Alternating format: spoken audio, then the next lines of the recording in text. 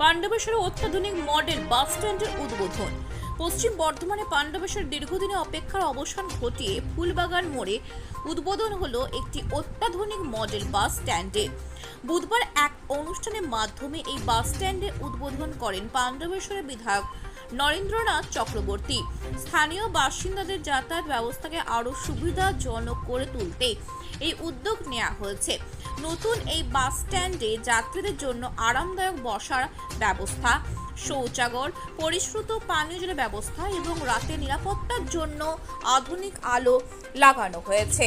বিধায়ক নরেন্দ্রনাথ চক্রবর্তী জানান, পাণ্ডবেশ্বরকে মডেল এলাকা হিসেবে গড়ে তোলার লক্ষ্যে ধারাবাহিকভাবে বিভিন্ন উন্নয়নমূলক কাজ করা হচ্ছে। ফুলবাগান মোড়ের এই বাস স্ট্যান্ড এই প্রচেষ্টারই একটি অংশ। স্থানীয়দের মতে নতুন বাস স্ট্যান্ড চালু হওয়ার ফলে দীর্ঘদিনের যানজটের সমস্যা কিছুটা কমবে এবং নিত্য যাত্রীদের রাস্তার ধারে দাঁড়িয়ে বাসের জন্য অপেক্ষা করা অসুবিধাও অনেকটাই দূর হবে। পাশাপাশি এলাকার বাণিজ্যিক গুরুত্বও বাড়বে বলে মনে করছেন।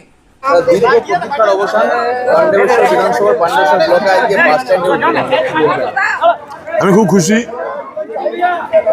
জেলা পরিষদের কর্মদক্ষকালীন যে প্রজেক্টে শুরু করেছিলাম, অনেকে আটকে দেবার চেষ্টা করেছিল, কিন্তু সত্যের কল বাতাসে নড়ে, ধর্মের কল বাতাসে নড়ে।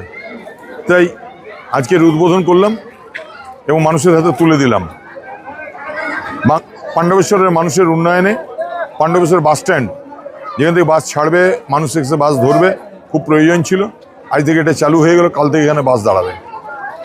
একদম পাণ্ডবেশ্বরকে সাজানোর জন্য যেমন ঝাঁচকচকে থানা বিল্ডিংয়ের প্রয়োজন, যেমন বিডিও অফিস, ঝকচকে বিডিও অফিস দাঁড়িয়ে দেখার মতো বিডিও অফিসের প্রয়োজন, যেমন প্রাইমারি স্কুল প্রয়োজন,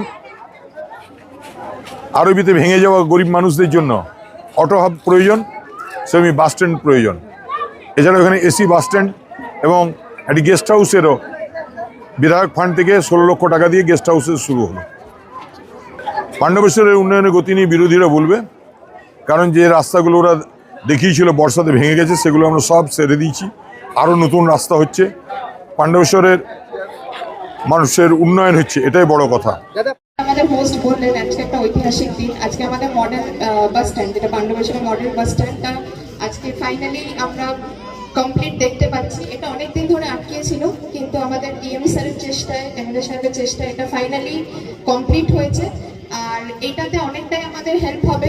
আমাদের যে বাইরের বাসগুলো দাঁড়ায়, তাদের এত ট্রাফিক হয়, সেটা আমরা এক জায়গায় নিয়ে আসতে পারবো। এটা মানুষজনের জন্য খুব একটা সুবিধা হয়েছে। আমি ধন্যবাদ জানাতে চাই আমাদের ডিএম স্যারকে, প্রথমত জেলা পরিষদকে যারা এটাকে ইমপ্লিমেন্ট করেছেন, একদমই আমাদের এমএলএ সাহেবকে, উনি সবসময় আমাদের পাশে থাকেন, ওনার জন্যই আজকে এটা আমরা দেখতে পেলাম।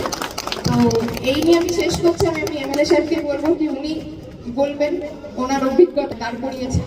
তো এই বলেই শেষ করছি। Thank you.